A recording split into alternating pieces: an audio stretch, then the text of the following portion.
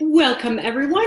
My name is Tracy Murphy Poxtis and this is Good to Great in Under 8, the weekly show for motivated professionals who want to have a greater business impact and get more fulfillment out of their careers. So guys, I do record all my Good to Great in Under 8 shows and have them on my website, tracymurphycoaching.com. So if you go there and you visit the Learning Corner, you'll see all the past shows along with some other great resources. And then also don't forget to download your free copy of 4 Ways to Approach Conflict. So guys, over the past several months, I've been working with a lot of leaders who, as we went through the coaching process, really came to discover that the biggest area of opportunity for them was to really stop working in their businesses and start working on their businesses. So really meaning that they wanted to spend more time translating the insights that they had about their customers and their marketplaces into strategies and plans that would help their teams develop and thrive both short and long term. Now, it's not a total surprise that this happens.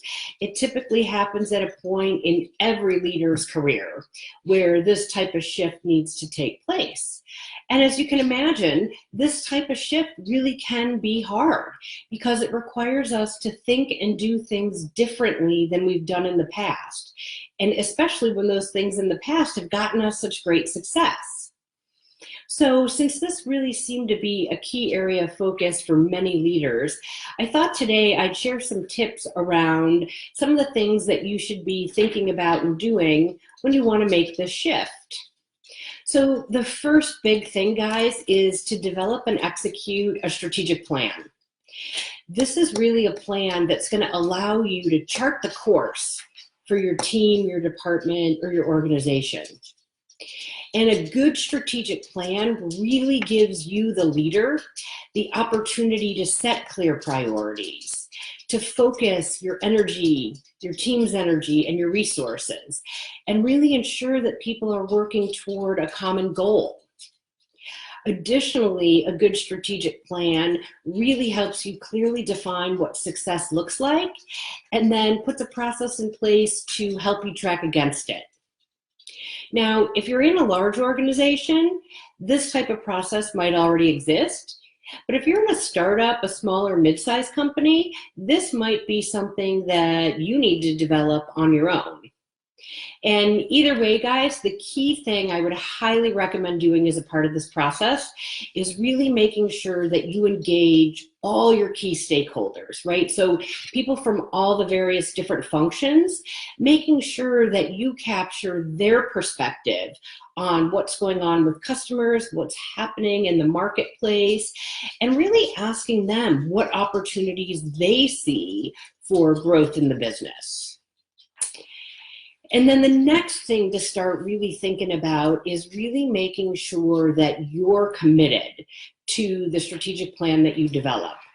There is absolutely nothing worse, guys, than a leader who develops a plan and then behaves in a way that's completely opposite of that plan, or behaves in a way that isn't supportive of the strategies and tactics developed. And I know it seems like common sense, but I can't tell you the number of times over the course of my career where I saw this happen, right? The leader was behaving in a way that was completely inconsistent with the overall strategic plan, and it's frustrating. So guys, when you do this, really make sure that you walk your talk and you're holding yourself accountable to it. And then lastly, make sure you set yourself up for success when it comes to developing your strategic plan. Too many times I have seen and heard from leaders that, you know what, I just don't have the time to put it together. Well, guess what? If you want to make that shift from working in your business to working on your business, you're going to have to find the time.